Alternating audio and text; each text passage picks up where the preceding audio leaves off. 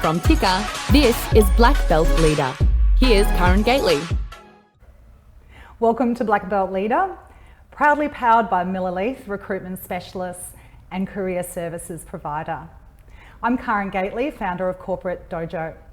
On the show today, we'll be exploring the world of recruitment in times of crisis. We'll be looking at both sides of the coin, and firstly how recruiters are operating through these times, as well as what job hunters can do to optimise their chances of securing a new role. So first, let's take a look at the facts. According to Roy Morgan data, an extra 1.4 million Australians are out of work in wake of COVID-19.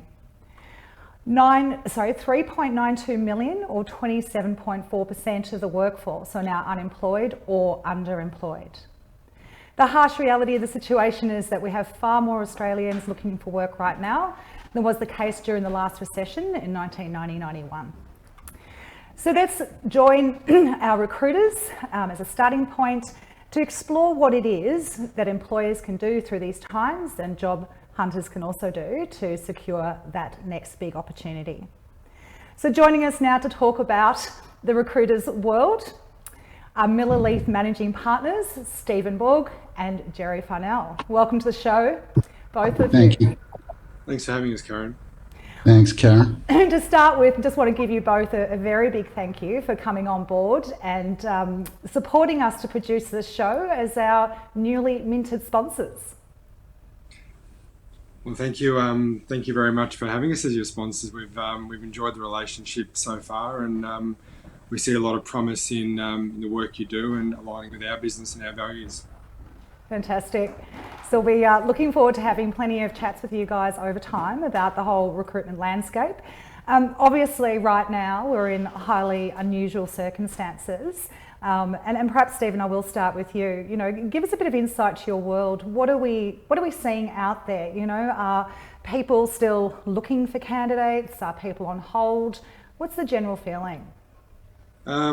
Karen, it's a great question. I think it's a changing landscape, and it changes almost daily. From what we're seeing late last week to what we saw 3 weeks ago is vastly different. Different in the language people are using, and different in the levels of anxiety, which are totally expected with these periods. But from a job opportunity landscape point of view, the way I've defined it is things have paused. So where there's been organisations looking forward to growth and strategising on that growth, a lot of those teams have been put on hold for the time being, which is understandable. But we're also seeing some businesses that are going through enormous volume growth through what we've seen in the panic buying. So where there's been anxiety and some stresses in certain organisations, there's also been an uplift. But that uplift has moved with caution, because once that panic buying has stopped, then there'll be a drop off the cliff. So so we're seeing a bit of a mixture, if we're totally honest. But no doubt it's paused things as I've defined it. Yeah.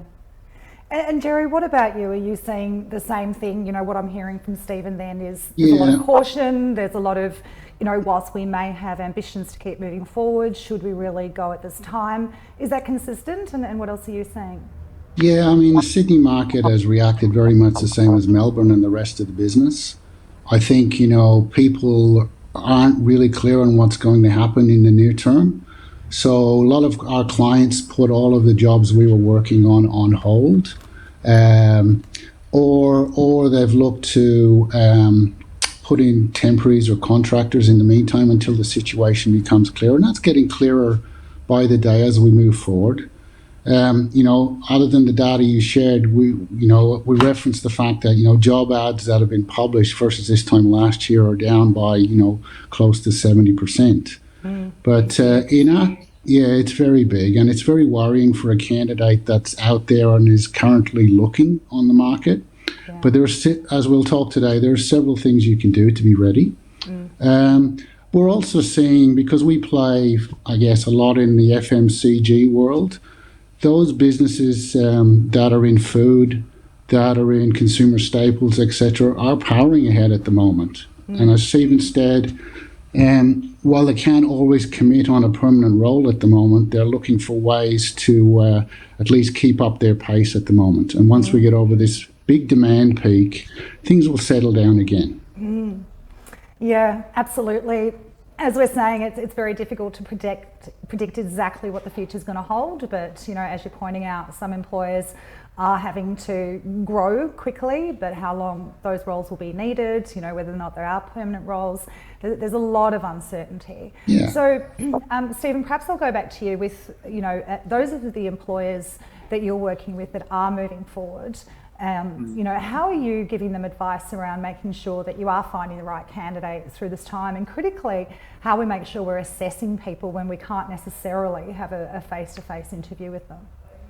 Yeah, I think, look, we've as Jerry pointed out, with the businesses and the industries we've been working with, we are still seeing demand, and we're seeing demand in job searches or new vacancies starting the process. So what we're advising them is we're firstly being very honest about how we're assessing that talent, because like any good recruiter or good recruitment business, you assess good talent through your physical interaction, your ability to read a person's values, or to really get into the bonnet of what makes a candidate appropriate for an organisation. So when we use a term a lot at Miller Leith, that the best candidate isn't always the right candidate. It's the organisation that you're searching for. So in a scenario where with the interview process is being done online, it's virtual, it's it's more meetings than we usually do. So we've also then segmented that into how is the organisation interviewing, because at the moment it's not being done via face to face. So so really the advice is to take your time. It's to read the landscape, and it's to trust your instinct, make a decision. And we've seen this in the last 5 or 6 days within our business, where we've seen organisations make a decision having never met the person or the candidate in person. Yeah. Which I think is a real positive to come out of this, that organisations are confident in those interactions and the advice that's being given, in this case by us, the recruiters. Yeah, fantastic. So Jerry, with the leaders that you're working with, you know, what are some of the things that you're seeing them do well to get that, you know, comfort level that we just heard Stephen talking about, and that accuracy of insight to those candidates? Because obviously to invite someone to join the team is a big decision.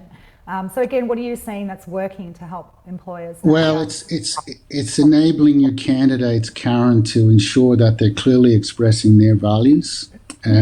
Because hopefully we've done our job right in fitting those candidates with the values of the business they're looking to join. And then coaching your candidate to ensure that they have a very clear narrative going into those conversations. You know, what are they looking for? What are they expert at?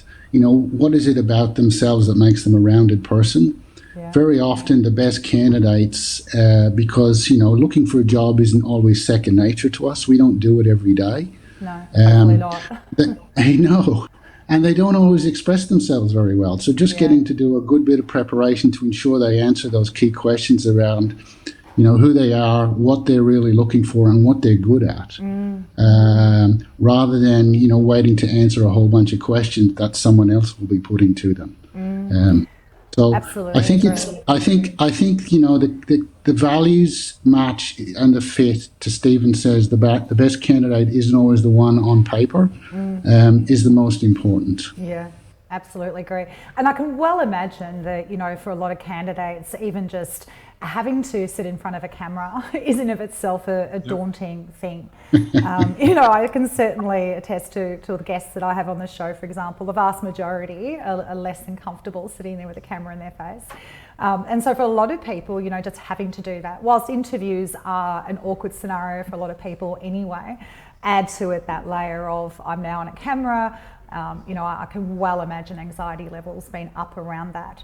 What, again, conversations, Jerry, perhaps I'll stick with you for a moment. You know, what conversations are you having with employers about that, you know, and what to expect from candidates and their so-called, you know, performance through an interview? Yeah, we ask them obviously to make allowances for that, but it's also, I mean, the client feels exactly the same way sitting in front of a camera, so it works both ways. What we do say is, because Miller Leith has always prided ourselves on, you know, meeting people face to face, helping coach people in terms of their body language and getting a good understanding of a human when you're sitting in front. Exactly. That you don't get on a camera, exactly. Yeah. So we say that openly to both clients and candidates and say make allowances for it. You know, people are doing their best in front of a camera, but you will not pick up the subtleties in body language that some people are really good at from, you know, from a natural EQ point of view. Yeah, absolutely.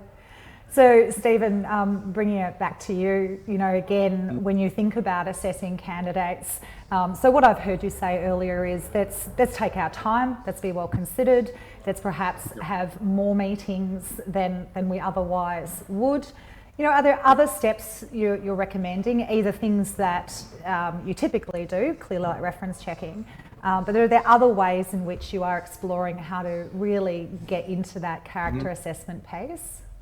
Yeah, well, just further to just to go back to Jerry's point as well.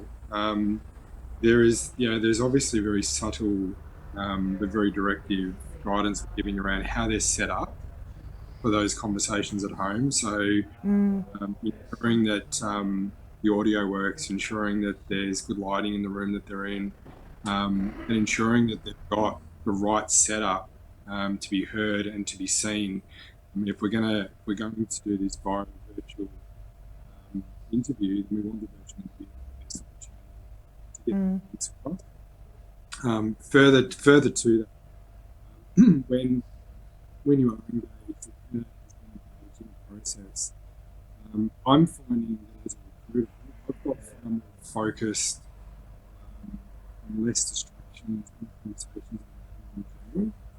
Conversations that otherwise might have interruption or noise, so we're seizing that opportunity to overprepare candidates with company information, questions that they have, and really dissecting and understanding. So in many ways, it's a really, really structured approach for that setting, and that's something that, as again Jerry pointed out, we and many other recruitment businesses, you know, they pride themselves on their ability to have the face-to-face, the human instinct that comes with sitting off the table from someone. And although that's been taken away from us, again, I'm seeing a lot of powerful messages coming through the camera, and I'm seeing people really learn a different skill in how they're articulating themselves, you know, when the camera like we're doing right now. So I think there's a lot of positives. I've spoken to this a lot of positives coming out of this period, and one of them is the ability to work from home. One of them is the virtual nature that can be anywhere and have types of conversations. Jerry's sitting up in his beautiful house in the Blue Mountains, and I'm sitting in my son's bedroom in Ascot, Wales. So, you know, here we are coordinating what otherwise would have been in your studio in Richmond, and we're just as effective, I hope. Yeah, look, I totally agree. I absolutely agree. You know, it really is how we look at the circumstances and make the most from it. We're going to go for a short break, and when we're back, we're going to join Stephen and Jerry again for a bit more conversation about recruitment through times of crisis. There are now more ways to watch Ticker. Download our apps for Apple and Android devices. We're live on Twitter and YouTube Live. And you can catch us on Amazon Alexa and Google Home. Head to the Ticker website for more.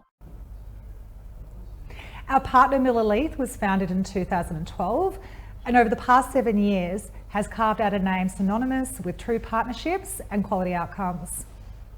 You may know them by the blue couch logo, it's catchy, Based in Melbourne and Sydney, their focus has always been centred around true partnership with industry sectors and job groups, where they have key expertise such as FMCG, retail, supply chain, engineering, quality, sales and marketing, HR and business support. Miller Leith offers talent search for permanent and contracting roles, and they also have expertise with career transition. If you're looking for an authentic talent partnership, call Miller Leith today.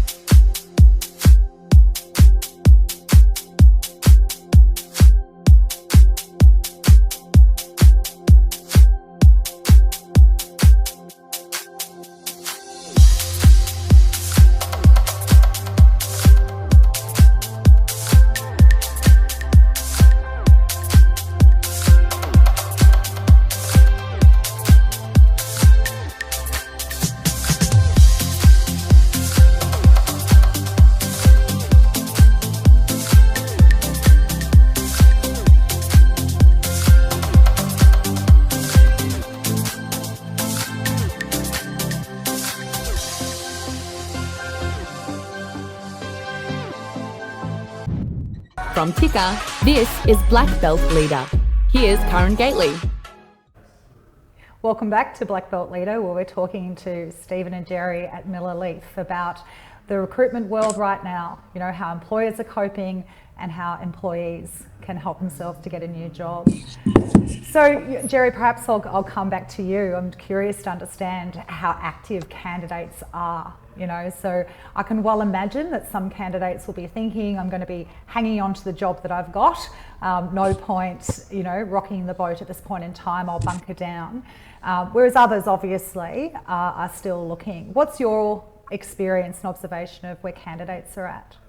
I think it's actually, I haven't seen much change. I think the same number of candidates are actively looking for their new role. Some are a little bit more aggressive now, Karen, because some may have lost their current roles in the last few weeks. So, but I haven't seen the amount of candidates flood the market to any great degree yet. Maybe they're just sitting back and trying to understand what's happening in the world. Yeah. But I think the candidates that are considered have been getting themselves ready to go and approach the market. And I think they've been diligently putting the right resumes together, making sure their LinkedIn profiles and Seek profiles are up to date, etc., and getting the right advice in terms of how their narrative and practice that's required to do an interview is underway. Perfect time, absolutely. Yeah, I do. I think I see a lot of positives at this time for candidates who are planning to change anyway. Their role moving forward. I think clients are more open now to looking at their organisation design and their structure, looking to look for cost savings as they go forward at this time. And while many are maybe not be able to commit to a permanent role for somebody, there's lots of opportunities out there for good contract roles to get into an organisation. Absolutely. So Stephen, you know, again, when we look at it through the candidate's lens, you know, what is it that you recommend people do, you know, if they feel like, well, there's no point reaching out right now? How do they spend their time? How can they really leverage this opportunity? I think there's always a point to reach out, and I think there's never a better time to reach out and want to talk. I think that we've certainly a lot more discussion.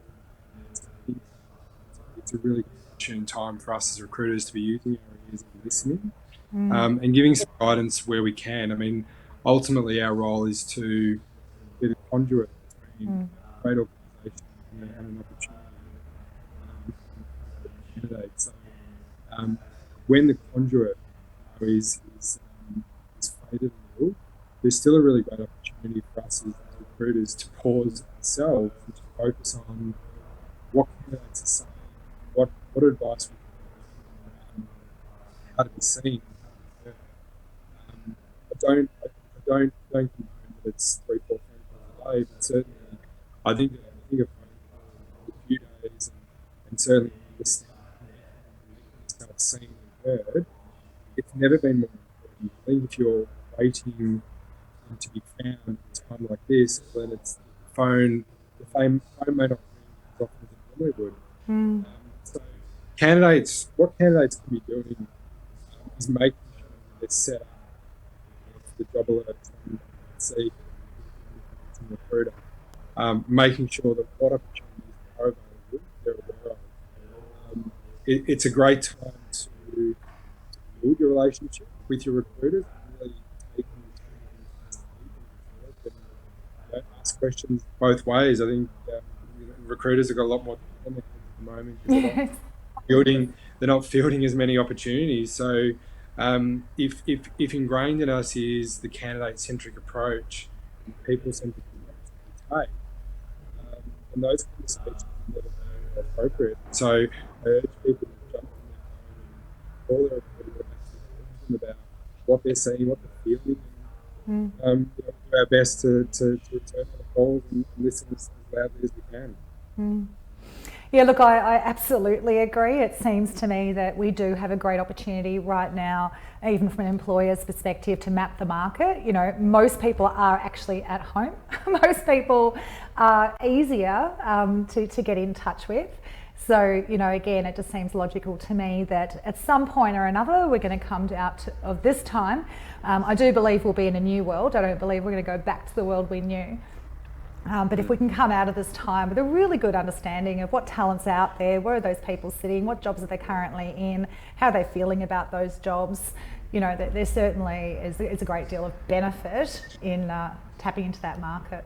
Karen, the other thing I would just say is I think there's a really there's a great encouragement to openly talk about your position. So I think if I'll use some examples. I mean, I noticed last week on LinkedIn there were some people who've been affected by COVID in terms of their job employment, and I saw a couple of really good cases where people were vulnerable and they got on LinkedIn and spoke about the fact that they were on the market, very respectful towards their employer, their previous employer, and understanding the situation, but made it very clear that they were available. And when you see that pop up, your eyeballs go to it.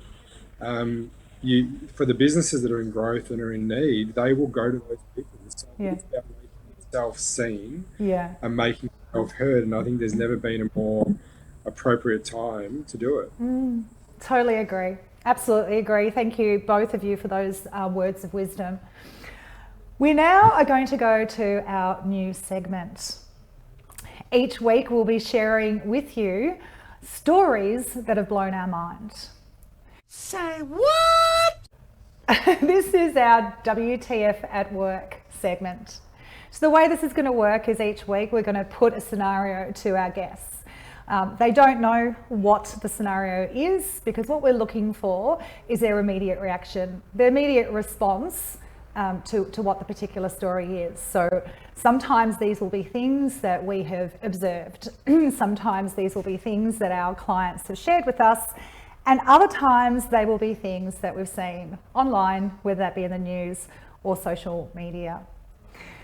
So today's scenario, we're going to be asking both Jerry and Stephen in the first instance to give us their views. Then when we have our second guest later, we're going to start with the same WTF topic and find out what Cameron Shepherd's views are. So let's go back to Stephen and Jerry and we'll hear what they have to say about this. Okay, are you ready for the scenario, gentlemen? We are. Okay. Yes. Don't be too nervous. I've decided to go a little bit tame with our first one because there's some doozies coming up in future episodes. So having a look around at the incredible things that happen out there, I found this from a Reddit user. So they've said, I got hired for a corporate job. I had my first day and it seemed to be going well. And then I and the rest of my department got called in for a surprise meeting Turns out we're all getting laid off. Yep, I got laid off on my first day. That has to be a new record, right? Yep. So, Jerry, let me begin with you. Immediate thoughts and reactions to that scenario? Well, the first thing is you can only action what's in your control, and then you can begin to influence. So my immediate thought was, well, they were a good enough candidate to get the role. Obviously, they weren't laid off because of anything that candidate did. So the first thing is the candidate should feel good about that. It's obviously a big business circumstance and an issue that affected the entire business. And it wasn't just... Let's talk about that right there. Because as you say, it's likely a big business issue. I mean, that was my immediate first thought, was that has got to be a big organisation, surely.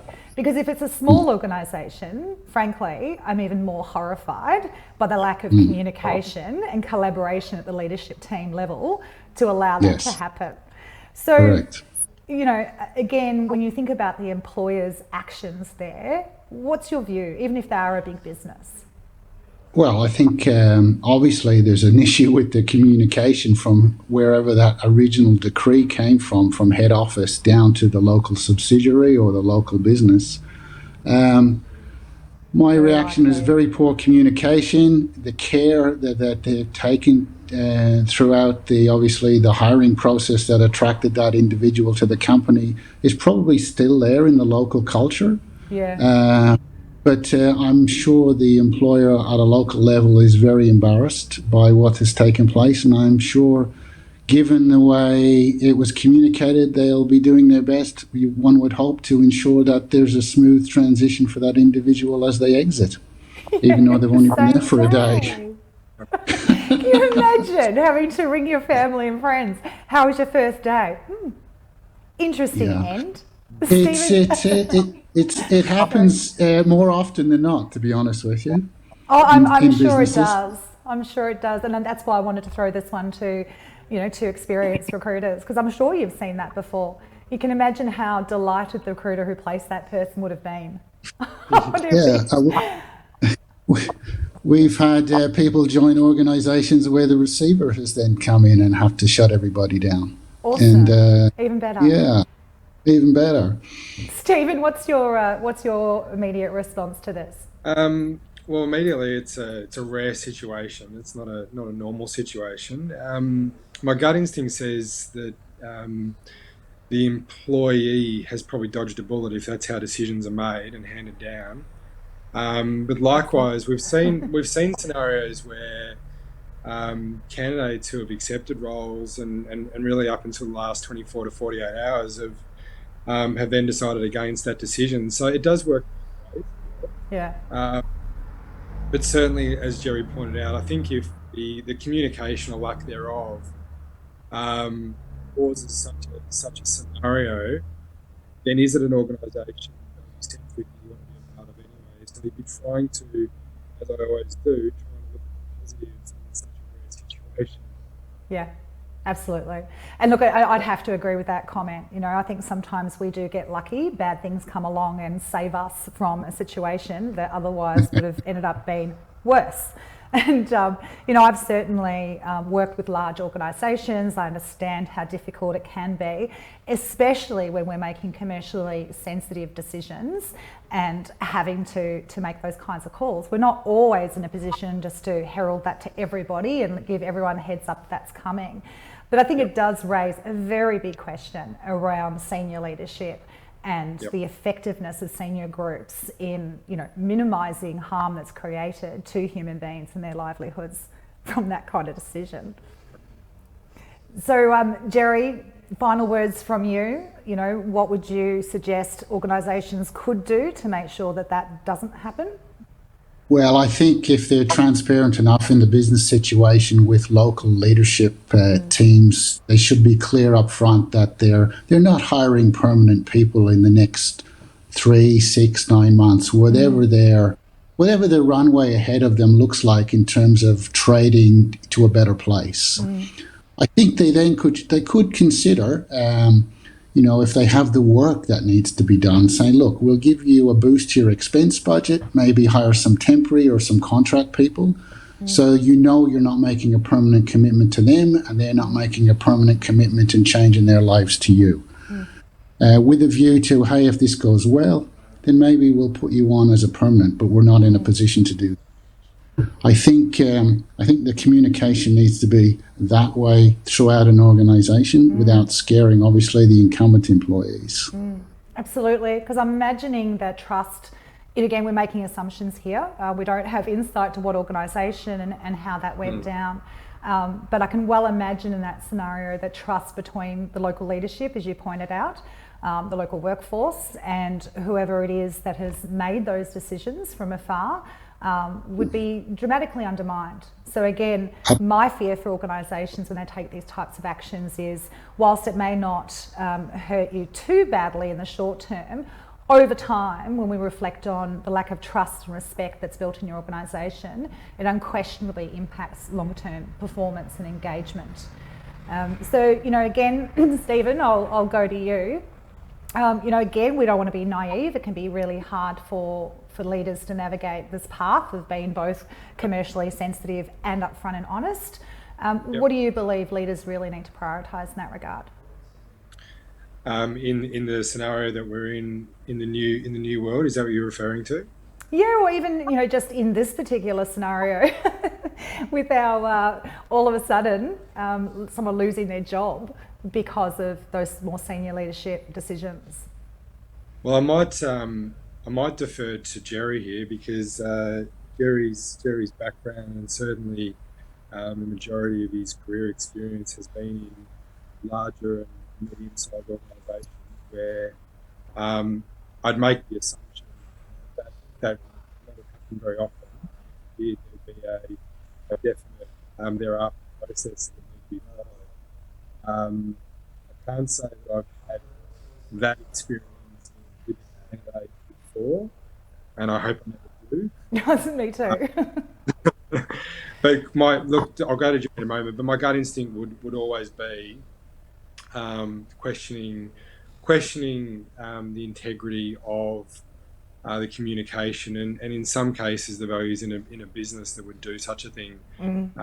Certainly in senior roles, executive roles that I recruit, the right stakeholders signed off and it's very clear what the decision is to go to market. So if that decision hasn't been appropriately, I would assume that this question is very, very Yeah, absolutely agree. Let's lead with a set of values that are real. And clearly, if that organisation had respect on the list, they'd be struggling to claim that they achieved it in that moment. So, Jerry, words of wisdom from your background in large organisations? Well, I mean, the business has to recognise that it's going to come out of whatever crisis, hopefully, that it's in. So it's got to think of its reputation externally and obviously, as Stephen pointed out, the culture that it wants to create internally. Totally. Because, at the end of the day, a business its real values, its real assets are its people. Yeah. The difference between the share price that's traded and the shares outstanding and the amount of assets on its balance sheet is really the people, and that's huge. Yeah. So that's what makes the difference. Yeah. I think a business needs to be, decisions where immediate closures and things like that take place. They're not decisions that get made overnight in any business. And any large organisation has been looking at these for 6 to 9 months and considering it. So there should be a much more transparent communication amongst its employees as to the business situation. I think we've just seen that in our small business recently as COVID-19 hit. We looked at, what can we do with all the information that was in front of us, and not all of us were privy to all that information. We're still learning day by day. So we actioned what we can control straight away, then what we can influence, and then we communicate. Exactly. And you have to be with your employees and with your candidates and your clients, because we're all in this together. And I think a business that is in trouble, that has to downsize very quickly, where it has to lay off a new candidate who's just walked in the door, I think that's just a fault of leadership, as you've pointed out, and communication. Yeah, totally agree. Yep. Well, thank you both. I really do appreciate, obviously, your responses and your participation in our first ever WTF at Work segment. But also, again, thanks for sharing your wisdom around, what employers and candidates can do through this time. And on a final note, thank you again for supporting Black Belt Leader. Clearly, we're grateful for that sponsorship. Thanks, Karen. Thanks Thank for you, having us. Karen. We're going to go on a short break, and when we return, we're going to be joined by Cameron Shepherd from Shape HR. There are now more ways to watch Ticker. Download our apps for Apple and Android devices. We're live on Twitter and YouTube Live. And you can catch us on Amazon Alexa and Google Home. Head to the Ticker website for more. Our partner Miller Leith was founded in 2012, and over the past 7 years has carved out a name synonymous with true partnerships and quality outcomes.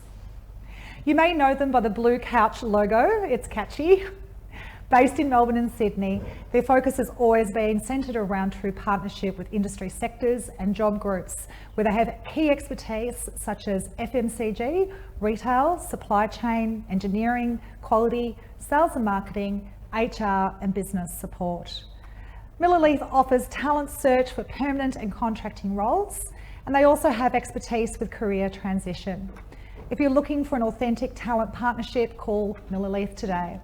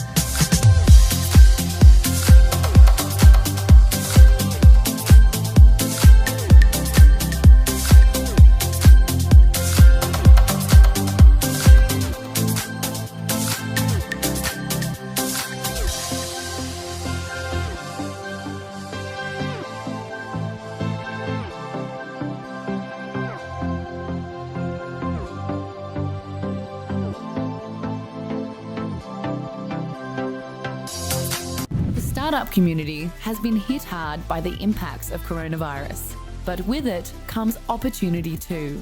Ticker brings you the latest information and interviews with startup founders about how to survive and ways to grow. Head to the Ticker website or download the Ticker apps.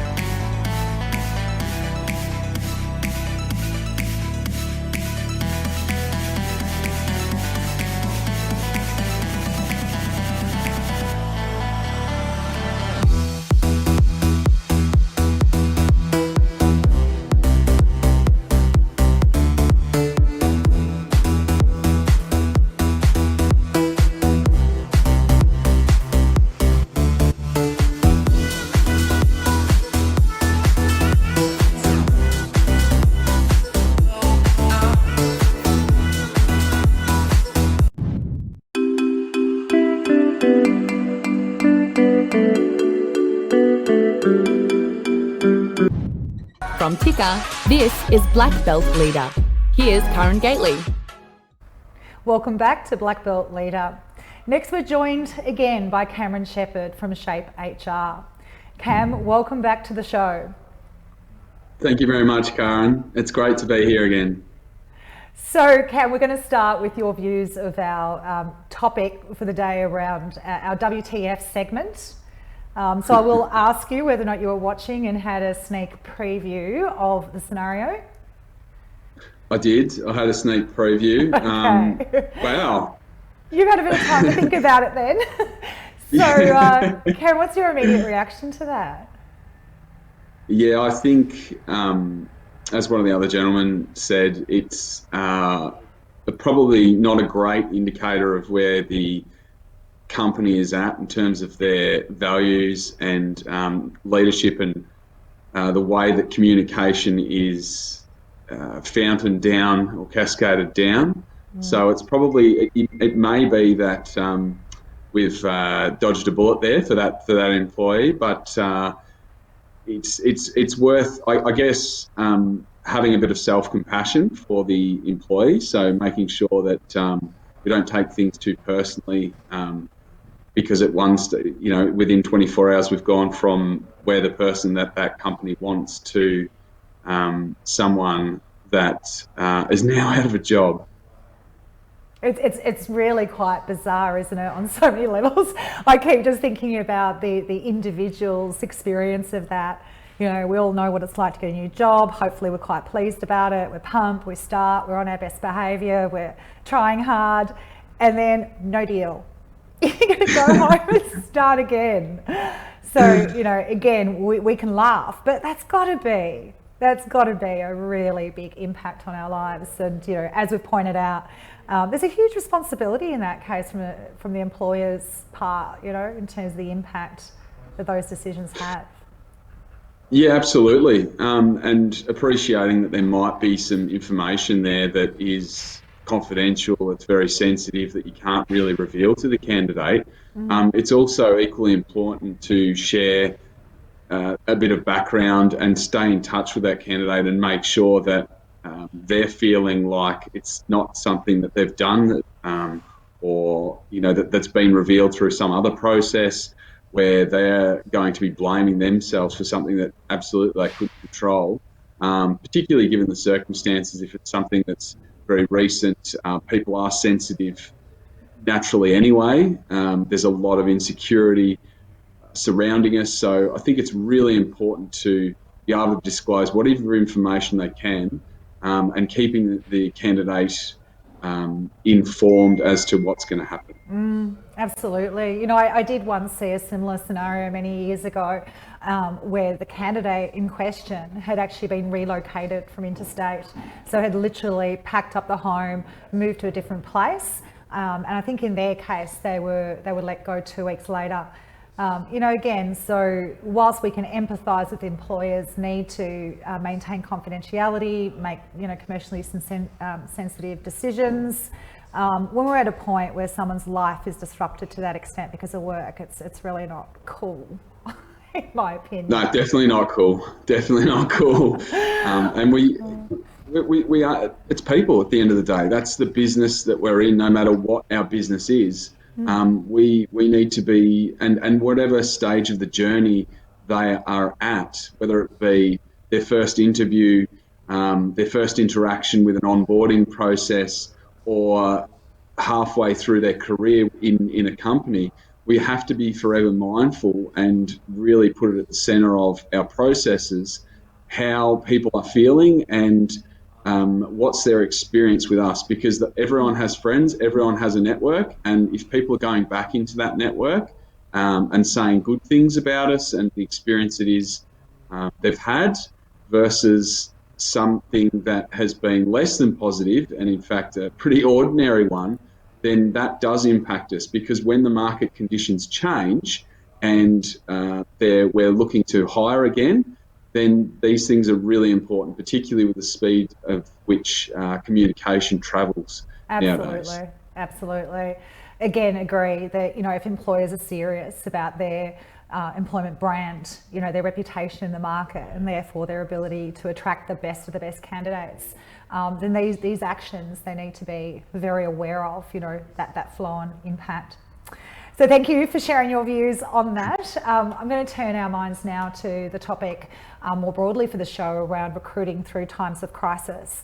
And, you know, obviously we've had the team on from Miller Leith sharing their perspective. I'm really interested to hear you talk to, you know, from an employee's perspective. We know there's a lot of people in the market, a lot of people really keen to find work. You know, what's your advice to people about giving themselves the best possible chance in this time to stand out, to be noticed, to get in the process as a starting point? Yeah, I'll probably take it back even a step further to say maybe there's a real opportunity here, depending on what your circumstances are, to realign with your purpose. Yeah. And I think speaking to coaches such as yourself, and if that's not something that's available to you, but given to your circumstances, going through some self-coaching exercises to find out what it is that you're really passionate about. Yes. So I think that is definitely an opportunity that we might not have had otherwise. Yes. I think then it's an opportunity for us to reach out. So to reach out to people that might be in our industry that are doing really good things, or outside of our industry, or in the target industry that we want to be working in, or target roles. And asking them for their expertise. A lot of people have a lot of times on their time on their hands at the moment, and they're looking to reconnect with society and give back. So it's a great opportunity to be able to reach out to people and ask for their views and get advice and seek guidance from those that have been there and done that.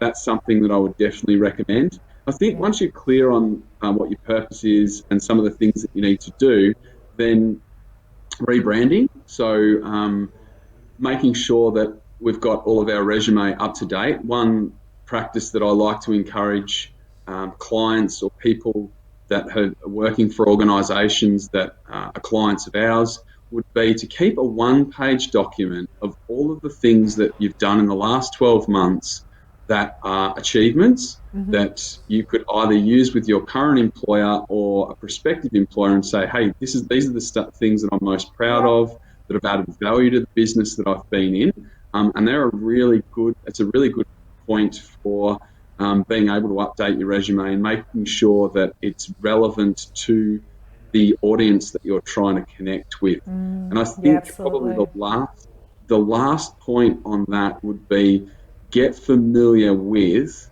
the technology that's now available. We've already seen, for all the technophobes out there, it's a real opportunity, and in fact, it's probably it's a responsibility that we've got to make sure that we're showing up in all of the places that we can be seen, and that we're being seen in the best possible light. Get comfortable with video, get comfortable with Zoom, get comfortable with all of those online platforms where you can be putting your resume and your best work. Yeah.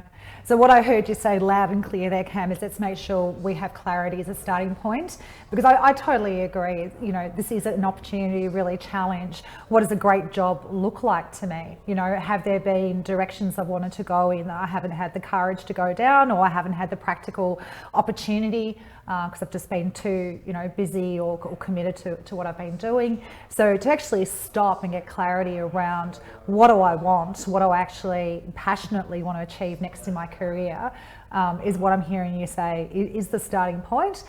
Get clear on where, you know, the market opportunities are, connecting in with people, and then get clear on how technology works, because I totally agree. You know, I know for myself, I spend a lot of time in the camera, so that's not an obstacle, but I have a lot of clients. I had one client who refused to turn on his video during a Zoom meeting. And I asked the question, why? You know, why is this a challenge?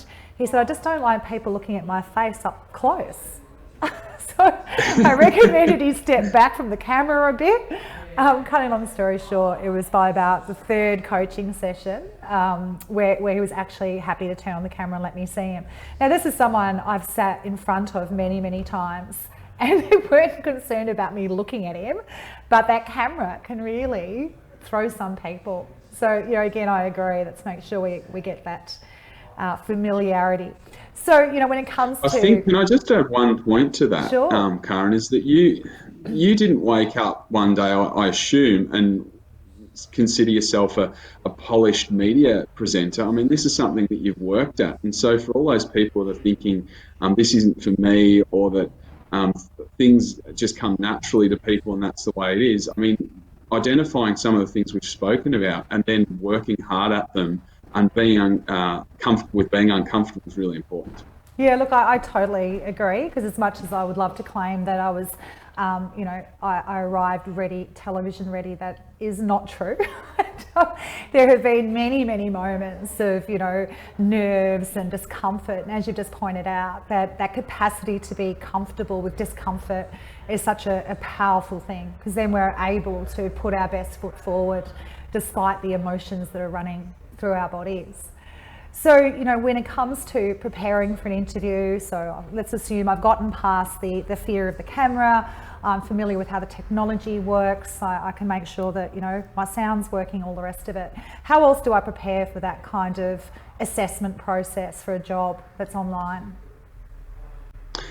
Yeah, great question. I think once we've got to grips with the things that you've spoken about, there's probably two elements to preparation, which is doing the inner work and doing the outer work.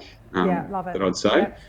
So the inner work is being really clear about what your strengths are and looking for opportunities throughout the interview to portray those strengths. So if it's a competency-based interview where the employer is looking for evidence, then we want to have stories and humans react to stories about where we've been at our best and the value that we've added. So being really clear on the inner work so that you are very confident about what your strengths are and what you're bringing to that prospective employer. Yeah. And then the outer work is definitely looking at the organisation that you're looking to work at and what do they stand for, and having really good preparation in terms of what the role is and what might be the measures of success. Plus, when we think about questions that we're going to ask, make sure that there is an element that they can see in your preparation, that is that you really care about being in that position and that the value that you're going to add if you're there. So be very mindful of the questions that you ask. To reflect that interest and that engagement. I agree. Because again, all too often I think the mistake candidates make is, you know, applying for any job and just wanting to win a job. Rather than actually being able to articulate why this is the job that we, you know, are really striving for with real purpose, because clearly employers are entirely more likely to buy into that. So, you know, Absolutely. Again, Cam, if you had one last tip for people out there who, you know, really do want to land that next opportunity, what would you say that is? I think it's going to come back to purpose and really ask deep questions about what it is that you want. I don't think we're going to get another opportunity like this to be do the hard work and be self-compassionate, but also be critical about some of the decisions that we've made. And I think, as you've said before, when we've not had the courage to stand up and say, this is what I really want out of life. So be very, very, do that work first, do lots of work in that area, and then the rest of the process will feel more natural and will be easier. Fantastic.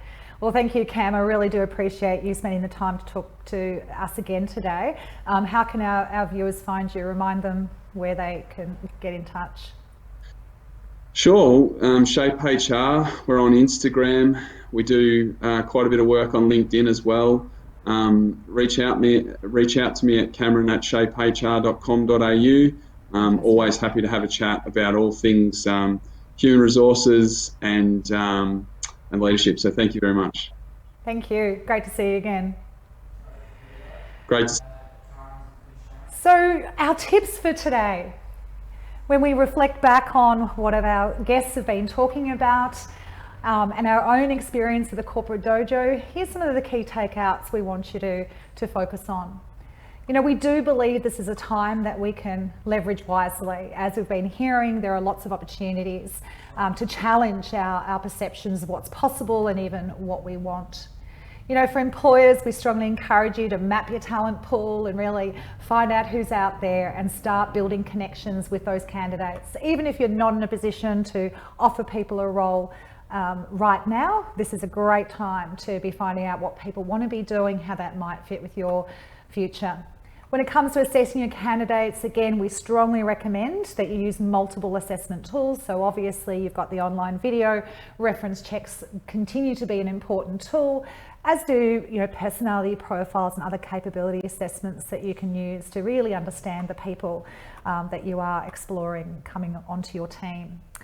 And then at the end of the day, learn to onboard remotely. It's very difficult to obviously create that sense of belonging and being part of the team when people can't walk in the front door. So lots of advice is starting to be put out there around how you can do that well. And number one tip for the day, having learned from WTF at work, don't hire people if you aren't sure they'll have a job by the end of their first day. So thanks for joining us. If there are topics you'd like us to explore, please get in touch via our website, corporatedojo.com, or any of our social media channels. And remember, you choose, will you be an ordinary or an awesome leader of people? There are now more ways to watch Ticker. Download our apps for Apple and Android devices. We're live on Twitter and YouTube Live. And you can catch us on Amazon Alexa and Google Home. Head to the Ticker website for more.